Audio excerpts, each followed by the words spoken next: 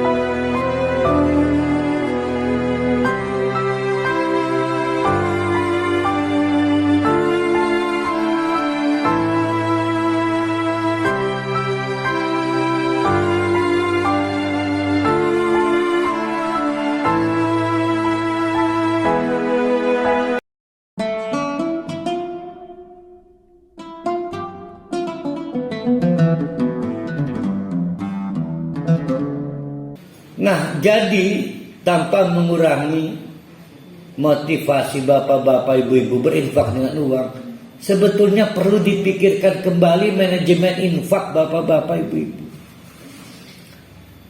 Ini mau nyari pahala apa mau nyari pahala gede? Nah, seuli-uli, nah ini yang enggak serius. Kan kita bicara lihat belakang masa amalan kan? Nah, kalau pengen cari pahala gede, perbaiki manajemen infaknya. Infakkan yang sedang kamu cinta, bukan yang sedang kamu butuhkan. Beda ya. Seperti yang tadi kasus Bu Hajah Nenek, itu bukan yang sedang dicintai, sedang dibutuhkan. Beda. Tahu nggak yang sedang kita cintai biasanya disimpan.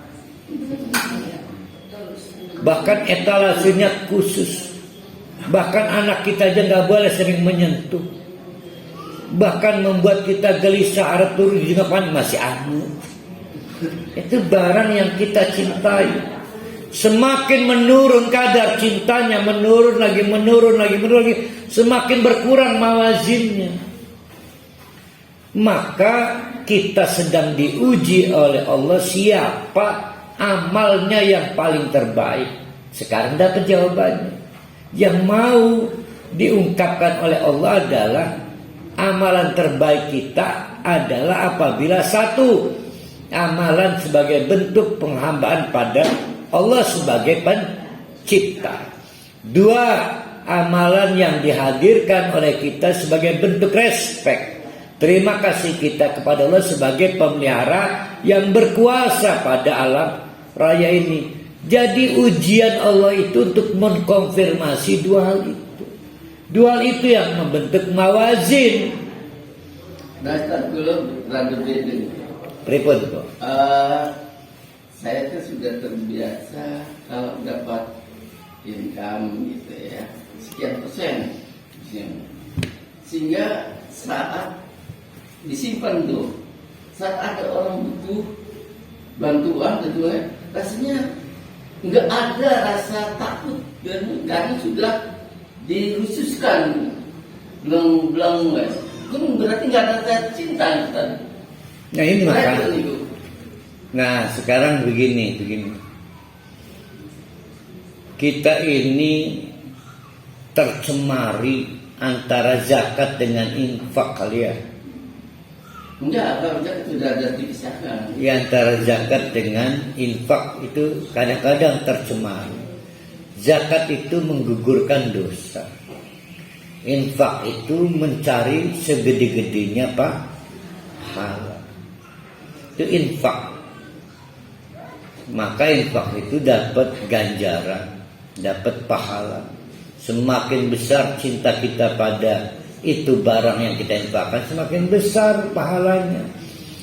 Nah sekarang pertanyaannya, Pak Jasuro sudah memiliki suatu kebiasaan, yaitu namanya kebiasaan alokasi. Bahkan saya sebut dana sosial. Nah berarti nilai tantangannya kurang ya? Ya saat ada yang butuh gitu ya. Iya, nilai tantangannya kurang. Mungkin cinta atau tidak. Nah berarti belum teruji Pak Jasuro. Berarti perbesar rekening alokasi untuk orang lain. Setiap pendapatan pasti. Lah iya, namanya masuk surga, pengen masuk surga dengan cara standar. Ya kan dialokasi 20%, anggap 20%. Berarti belum pernah tergoyahkan 80% ya. Nah itu namanya belum cari gila itu namanya. Kita mau cari gila misalnya. Jadi yang dikoreksi itu adalah yang nilai alokasi kitanya. Yang dikoreksi nilai alokasi kita. Sisanya untuk kebutuhan kita. Ya, tapi baguslah. Saya juga kadang-kadang bertanya Pak Jasuro. Ada orang yang sholat malam itu sudah jadi refleks, hambar sebenarnya. Sehingga kadang-kadang penuh sombong dia ngomong, sholat tahajud paling negatif. Nah itu saya patahkan. Pugu beratnya sholat tahajud, itulah nilai ordinary pahalanya. Kalau dibikin ringan dan tidak ada beban, hambar pahalanya kecil. Jadi ada beberapa orang yang sudah menjadi cetak biru. Berarti dia perlu mencari tantangan amalan lainnya. Misal, berapa rakaat tahajudnya itu? 11 rakaat. Nah sekarang berapa ayat satu rakaatnya? 10. Nah sekarang 100 ayat satu rakaatnya. Nah, itu mulai punya tantangan. Ya kan dia udah mulai punya kebiasaan. Pokoknya getak ya, jam 3 tani getak. Bisa alarm alaminya. Sehingga biasa-biasa. Nah sekarang panjang qiyamnya itu ditambah. Jadi berapa satu di bawahnya satu juz itu apa disebutnya? Ruku. Ya 100 ayat per rakaat. Jadi ada nilai masyaqqahnya, ada nilai berat. Kita kembali lagi. Liyabluwakum ayyukum ahsanu amalan. Saya akan membantu mengingatkan bala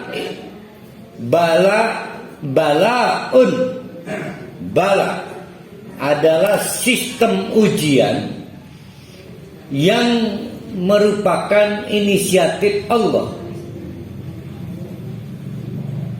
Sistem ujian yang merupakan inisiatif Allah.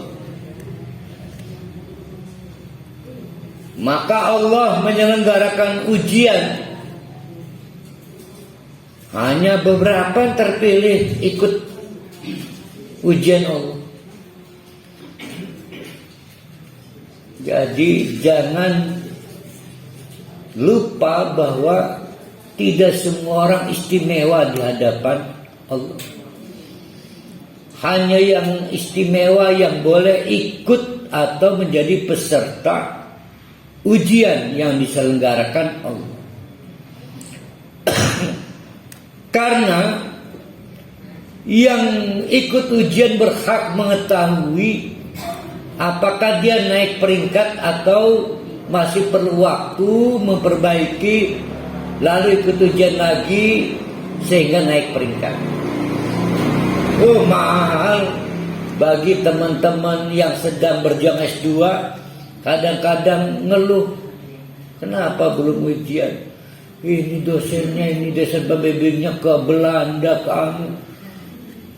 Mereka berjuang pengen diuji. Maka ada yang, Pak dosen saya janjikan 1 unit motor kalau Pak dosen menguji saya, menyuap segala.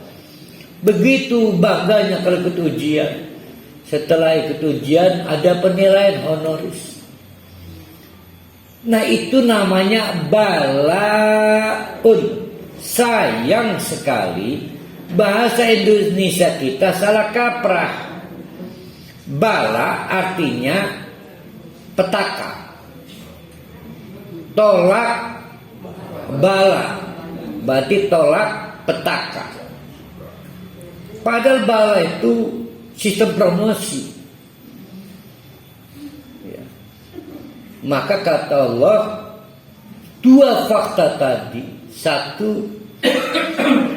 pengetahuan bahwa Allah adalah Sang Maha Pencipta. 2, pengetahuan bahwa Allah adalah Sang Maha Pemelihara. Itu untuk mengkonfirmasi siapa yang berhak dipromosikan dan siapa yang gagal dipromosikan. Diuji melalui amal soleh, maka amalan-amalannya harus mendapatkan penilaian. Dinilai, nah yang saya sebut tadi nggak ada kaitan sebagai amal dan macam-macam. Jadi kita rapikan kembali, yang dirapikan pikiran dan hati kita ya. Walain kulta. Nah ini tambahan ketiga ini juga bagus ya. Kita udah dapat 2 fakta, ini fakta ketiga. Walain, dan jika, sungguh jika kulta hai Muhammad, engkau narasikan, ucapkan kepada orang-orang kafir Quraisy, innakum mab'usuna min ba'dil maut. Hati-hati orang Mekah Quraisy, kalian pasti akan dibangkitkan setelah mati untuk mendapatkan penjelasan apakah di dunianya sukses atau tidak. Wah, itu nggak sanggup orang kafir Quraisy, nggak sanggup, karena mereka tidak sanggup mempertanggungjawabkan. Mereka inginnya hidup bebas. Nah, karena sistem pengetahuan yang diajarkan Nabi Muhammad seperti itu, maka mereka mengkampanyekan bahwa teori tentang hari kebangkitan itu palsu, bohong, hoak. Orang mati kalau dihidupkan lagi, karena mereka nggak sanggup untuk mukallaf, untuk dimintai pertanggungjawaban. Semua penjahat menghindar, takut dihukum. Berarti orang kafir Quraisy menurut saya pada saat itu mengakui kesalahannya, tapi tidak sanggup bertanggung jawab. Orang yang takut dihukum artinya orang yang mengakui salah enggak? Nah. Jadi orang kafir Quraisy mengaku salah. Dia salah menyembah dewa, salah menyembah berhala. Ternyata ada yang mengklaim alam raya ini siapa pemiliknya. Bukan berhala itu, bukan dewa itu, tahu salah tapi nggak mau bertanggung jawab. Akhirnya Nabi mengkampanyekan hidup berkelanjutan setelah mati. Orang-orang kafir Quraisy membangun narasi lawannya bahwa kampanye Nabi adalah hoak. Bahkan kemudian mereka mengatakan layakulanna, sungguh mereka akan merespon dengan mengatakan, siapa mereka itu? Alladzina kafaru, orang-orang kafir Quraisy itu, in hadza illa sihrun mubin. Omongan-omongan Muhammad itu sihrun mubin, tipuan nyata-nyata. Kenapa tipuan?